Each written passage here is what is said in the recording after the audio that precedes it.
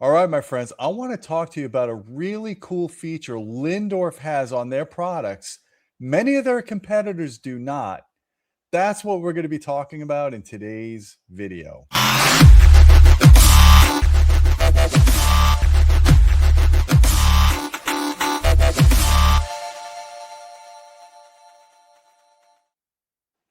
Hey folks, I'm Gene Delasella with Audioholics.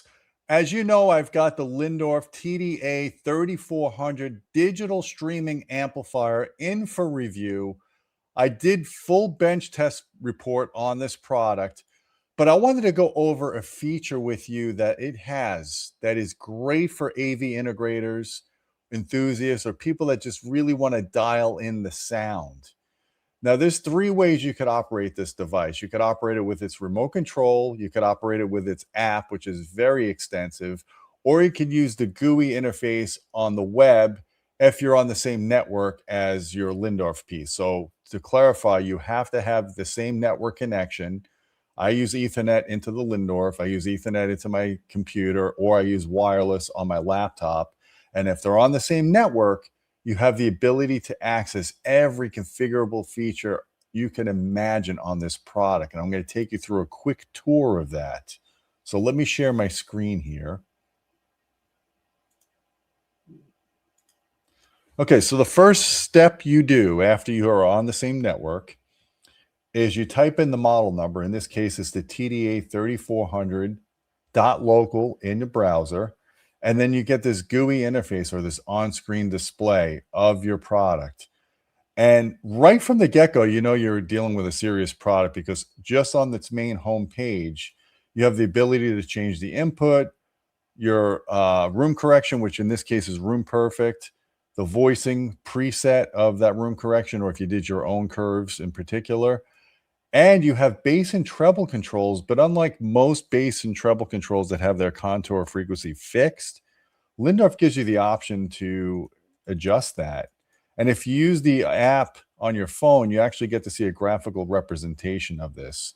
This is a great feature. I love this. You have gain here. You could do polarity inversion of a speaker left or right. That way you can make sure your speakers are in phase by testing that out. So right there, you know you're dealing with a serious product. Now we would go into setup. The first thing I do is look at the inputs. And one thing cool about this product is it's fully digital from input to output. The amplifier, everything on this is fully digital. But the digital AES input, that's rare to find that on consumer grade products. This is a digital balanced input. That's awesome. What I love is every input is configurable. You can rename it. You can enable it or disable it. You could put it in theater mode, which turns the amplifier, the TDAI-3400, into a dedicated amplifier and bypasses the volume control and processing in case you have a separate preamp you want to use it for. You have different presets for your voicing, for your EQ for each input. You could put different delays on your inputs, and there's a sensitivity adjustment. So if one input or one source is louder than the other, you can compensate for that here. That's excellent to have that configuration option. You typically only see that in AV processors or receivers, not in two-channel products. Let's be clear, this is a two-channel product giving you AVP kind of features, which I love. Now the output is incredible because they have such extensive bass management. And if you looked at my test report, you would know that the bass management on this device is perfect. Whenever it tells you you're getting a certain slope or a frequency at your crossovers, I measured exactly those responses, and I'm very happy to report that. So the unit starts off in standard stereo mode. I have it here with advanced. So advanced allows you to add subwoofers. You have different configuration options. If you have different Lyngdorf speakers, there's presets for that. But in this case, I have it set for the speaker outputs are active and the subwoofer outputs are active. Now you have the ability to do a mono single sub or dual mono subs or dual stereo subs, which again is very rare in a two-channel product. And it turns limiter on by default. I would turn these off. This is just a soft clipping circuit. I don't think you really need it. That's just my preference. I don't like to limit dynamic range. The unit is plenty powerful on its own, pumping out 200 watts a channel and 8 ohms, 400 watts and 4 ohms. You can set your distances for your speakers. And this is where you set up, it gets a little confusing, so you got to pay attention. So you got your stereo analog output. This is where you decide whether or not you want to have your speakers full range or you want to have bass management with a sub. In this case, I have them full range. So one thing I love about this product is its advanced bass management features.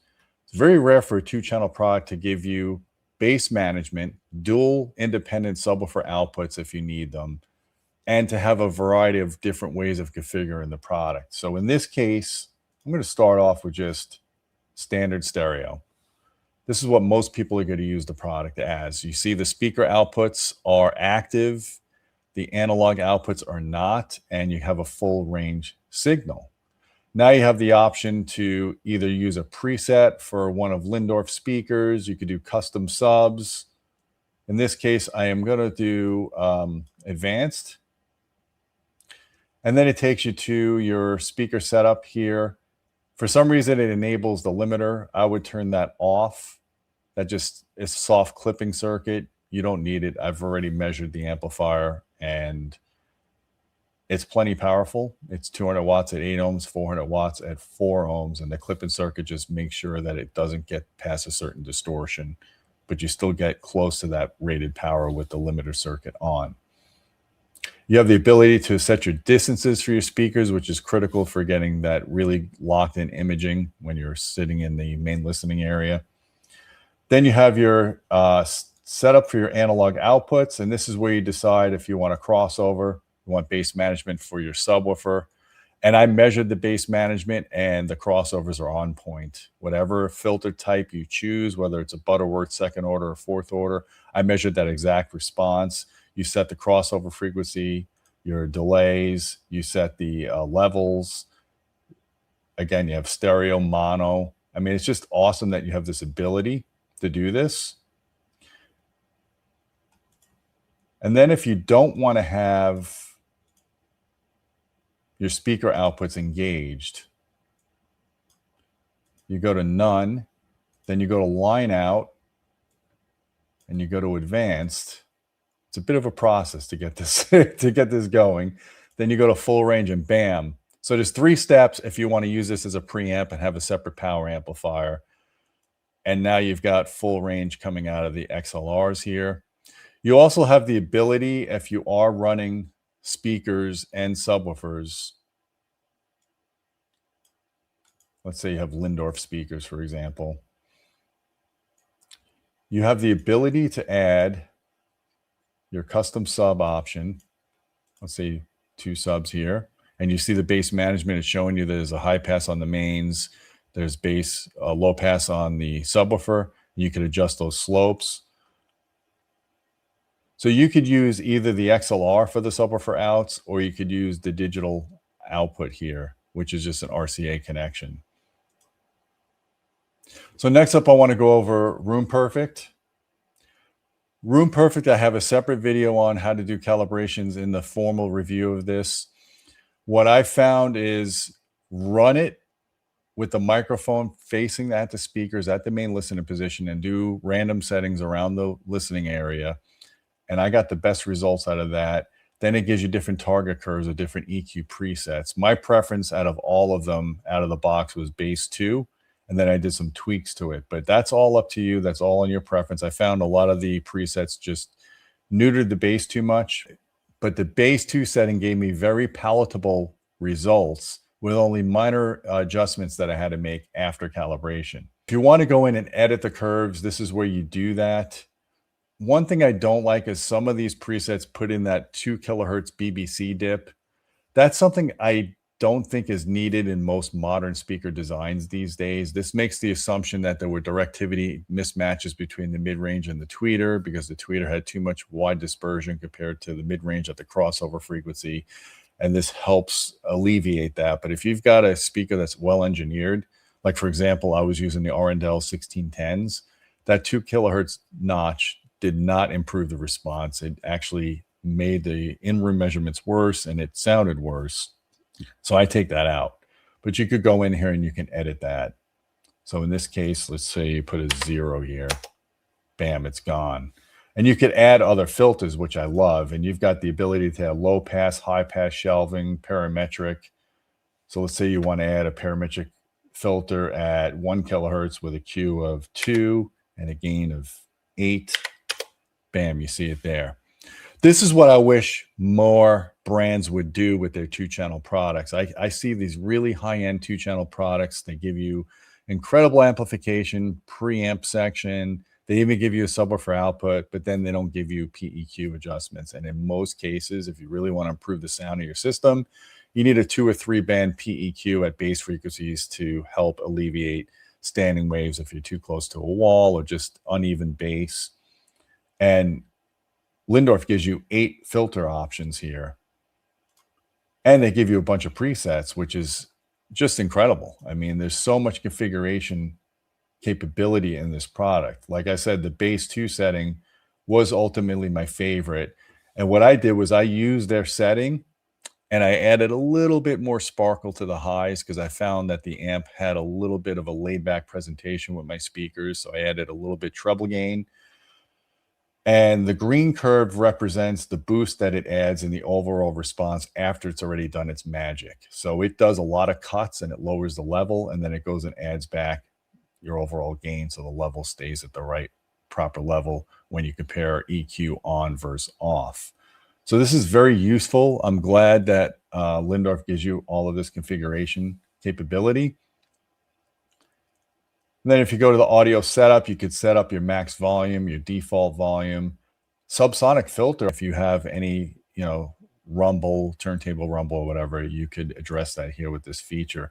I've dealt with $14,000 2-channel preamps with incredible phono stages that didn't even offer a subsonic filter option. So kudos to Lyngdorf for even having that there.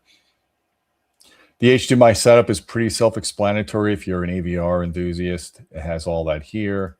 Your streaming setup, it just gives you options on how you use your devices. Your general setup here, network standby is necessary if you want to be able to access this unit when it's powered off. So I didn't have this enabled originally. I just had it on deep sleep and I could not access the GUI. And I realized I needed to go in here and do that. You could do your display setting, brightness, you could adjust that. Here's all the stuff for your network. And then here's if you want to do your update to your software, your firmware, factory reset. So yeah, I'm very happy with the fact that Lyngdorf is giving you AVR/AVP features in a 2-channel integrated streaming amplifier. That's just awesome. I'm enjoying my experience with this unit and all its configuration options and customizing my sound. I hope you guys found this video useful. If you did, please hit the thumb up, hit subscribe. If you're on the market for a Lyngdorf product, we appreciate you using affiliate links down below to support the channel. And don't forget about our Patreon at patreon.com/audioholics. We appreciate your support. And until next time, my friends, keep listening.